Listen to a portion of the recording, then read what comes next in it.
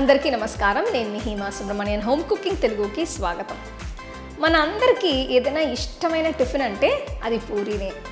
ఇవాళ నేను మీకు ఒక కొత్త రకమైన పూరీ రెసిపీ చూపించబోతున్నాను. ఇది బఠానీ పూరీ. మనం ఫ్రెష్ బఠానీలతో ఈ పూరీ చేయబోతున్నాం. సో దీని కలర్ కానీ టేస్ట్ కానీ చాలా బాగుంటుందన్నమాట. సో రండి ఈ బఠానీల పూరీ ఎలా చేయాలో చూద్దాం.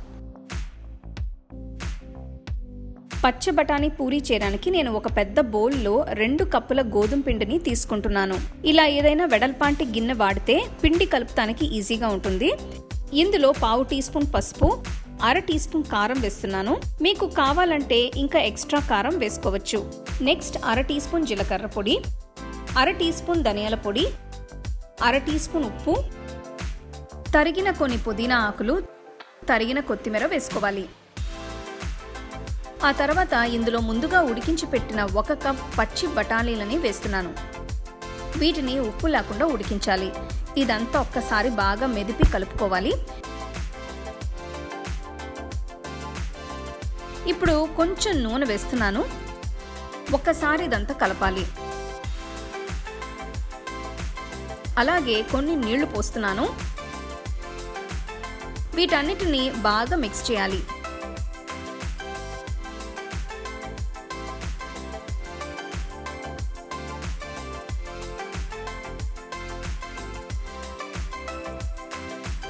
పిండి ముద్ద ఇలా తయారైన తర్వాత 15 నిమిషాలు ఒక గిన్నెలో పెట్టి మూత పెట్టి పక్కన పెట్టుకోవాలి. ఇలా చేయడం వల్ల పిండి కాస్త మెత్తగా అవుతుంది. పిండి ముద్దని చిన్న చిన్న ఉండలుగా చేసి ఒక పీట మీద పెట్టి ఇలా చపాతీలాగా ఒత్తాలి.